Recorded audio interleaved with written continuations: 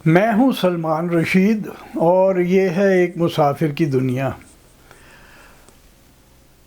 ہمارے یہاں بہت سارے وہم ہم نے پالے ہوئے ہیں، توہم پرست ہیں ہم لوگ۔ مثلاً ایک بات مشہور ہے، یہ وہم ہے یا باتیں بنی ہوئی ہیں، آپ جو مرضی انہیں سمجھ لیں۔ ایک بات ہمارے یہاں مشہور ہے کہ اگر آپ کو ہچکی آئے تو کسی نے آپ کو یاد کیا ہے، یا چھینک بھی آئے تو کسی نے آپ کو یاد کیا ہے، اور اگر دانتوں کے بیچ آپ کی زبان آ جائے تو کسی نے آپ کو گالی دی ہے۔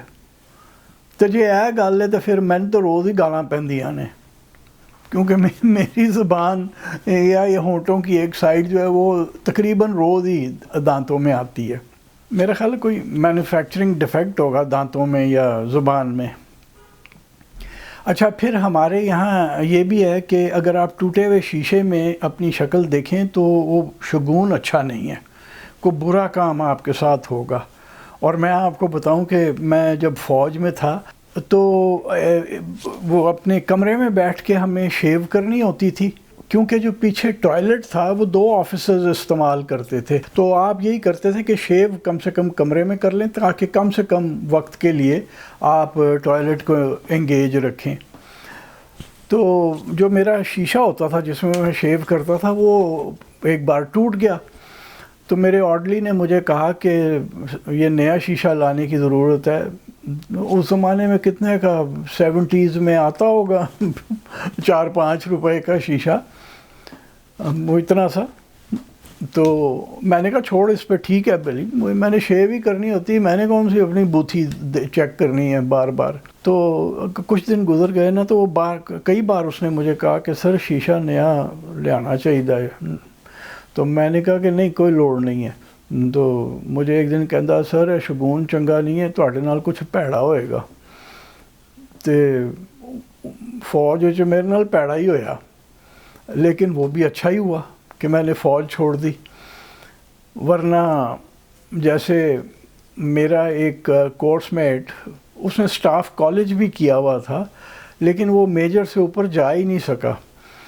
تو وہ ایک بار ریٹائرمنٹ جب ہوئی 1997 میں، وہ دونوں میاں بیوی ہمیں ملنے آئے بہت سال بعد، میرا خیال ہے ملٹری اکیڈمی کے بعد پہلی بار ملاقات ہوئی تھی۔ تو جب وہ چلے گئے تو میری بیوی مجھے کہتی ہے اگر تم فوج میں رہ جاتے تم بھی ایسے ہی ہوتے۔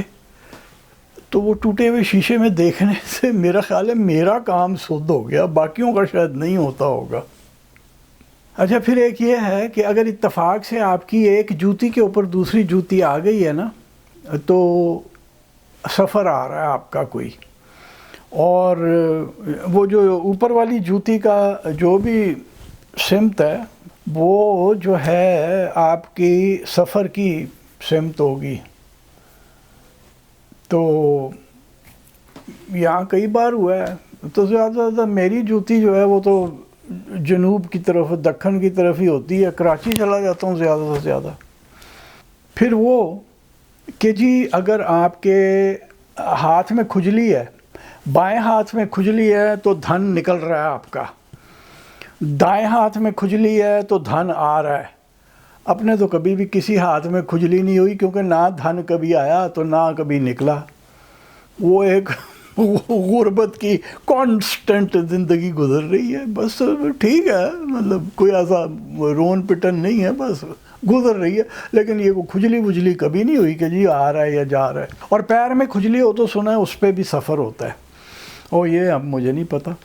اچھا، میں بھی ایک چیز میں بڑا توہم پرست ہوں، میرا بھی ایک وہم ہے، اور یہ شروع سے ہے۔ یہ جب سے میں نے یہ کام ٹریول رائٹنگ سے بھی پہلے کا، جب میں نے پھرنا شروع کیا فوج چھوڑنے کے بعد، جب میں سفر کرنا شروع کرتا تھا تو کئی بار یہ ہوتا تھا وہ کہ جب میں کراچی میں ایک ملٹی نیشنل فرم میں نوکری کر رہا تھا، تو وہ جو میری شخصیت تھی وہ لڑک پن کی، تو وہ یار دوست جو تھے نا، کالیگز، وہ سمجھتے تھے کہ میں پارٹی شارٹی یہ وہ آگے پیچھے کروں گا۔ تو مجھے پوچھا کرتے تھے ویکینڈ کے اوپر، کیپٹن تو آج رات کو کیا کر رہا ہے پھر؟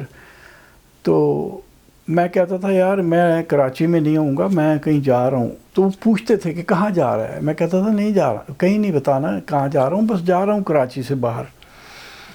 اور میں کہیں چلا جایا کرتا تھا، ٹھٹھا تھا، یہ آپ کا تھانہ بلا خان تھا، اس طرف کو میں جو بس مجھے ملتی تھی، جو ٹرین ملتی تھی، میں اس پہ بیٹھ کے کہیں نہ کہیں چلا جایا کرتا تھا.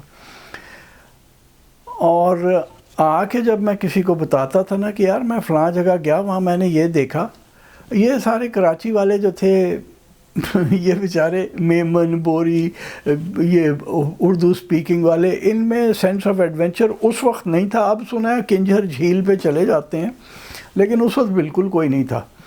اور ہماری کمپنی میں سندھی لوگ کم تھے، لیکن وہ جب میں آ کے اگلے دن اگر کسی کو بتاتا تھا، وہ کہتے تھے یہ سالا پاگل ہے یار، جاتا واتا کہیں نہیں، پتہ نہیں کیا داستانیں آ کے سناتا ہے، کیپٹن پاگل ہو گیا.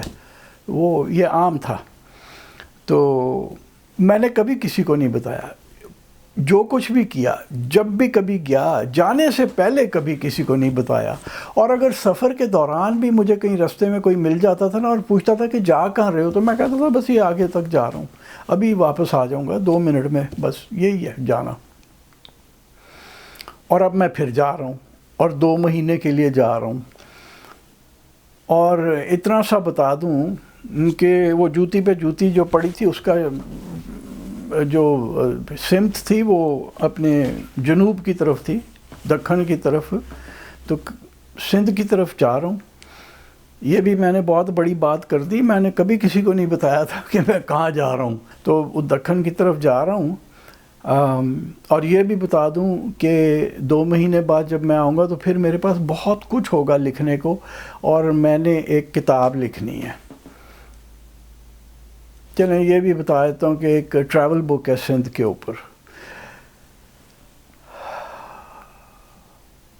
اے میں پھڑ مار دیتی ہے، خدا ہی خیر کرے، کیونکہ آج تک میں نے کبھی پہلے پھڑ نہیں ماری تھی. کافی ساری کتابیں لکھ لی ہیں، کبھی پہلے نہیں کہا تھا کہ یار میں فلاں کام کرنے جا رہا ہوں، فلاں کتاب لکھنی ہے. میں نے وہ آ کے جب میں لکھ لیتا تھا تو لوگوں کو پتہ چلتا تھا کہ اچھا ایک کتاب اس نے لکھ دی ہے. اس کتاب میں جو ڈیل ہے میری، وہ انڈاؤمنٹ فنڈ ٹرسٹ ہے کراچی کے اندر. حمید آخوند صاحب ہیں، بڑے قابل آدمی ہیں اور سندھی پیارے ہیں. جیسے ہم کہتے ہیں نا یہ بڑا پنجابی پیارا ہے، تو وہ سندھی پیارے ہیں. کلچر اور ہسٹری کے اوپر بڑا ان کا گرپ ہے، اور وہ کام کر رہے ہیں اس کے لیے، اور سیریسلی کام کر رہے ہیں، ایسے نہیں بیٹھ کے کہ جی ادھر ادھر کی. تو وہ جو ڈیل میرے ساتھ ہوئی ہے اس میں کانٹریکٹ میں ایک بات جو ہے وہ یہ ہے کہ جو کچھ میں کر کے آؤں گا اس کتاب کے لیے، وہ میں کہیں اور نہیں وہ مٹیریل استعمال کروں گا.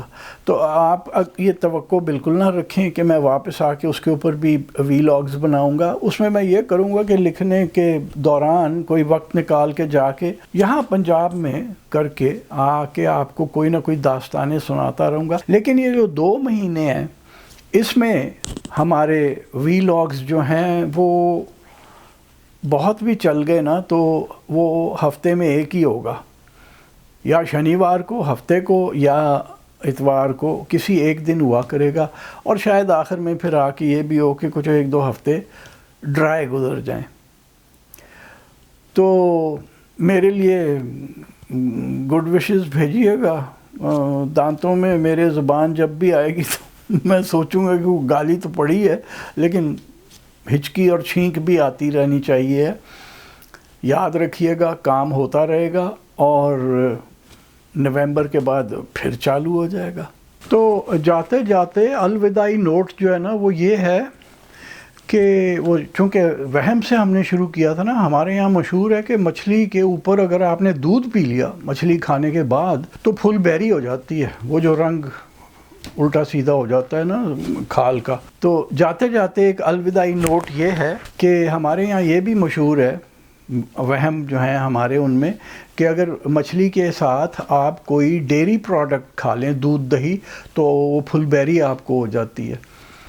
تو میرے گھر مچھلی دہی میں بنتی ہے. میں بیکنگ کرتا ہوں تو مچھلی کو پنیر کے ساتھ، چیز کے ساتھ بیک کرتا ہوں.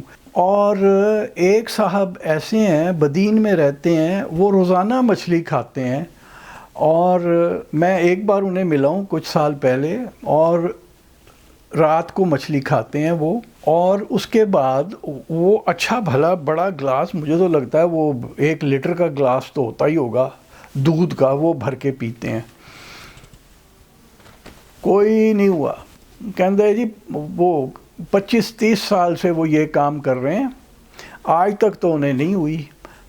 تو یہ جو ہم نے وہم پالے ہوئے ہیں نا جی، وہ ایسے ہی ہوتے ہیں، تو ہو سکتا ہے میرے سفر والا وہم بھی ایسا ہی ہو۔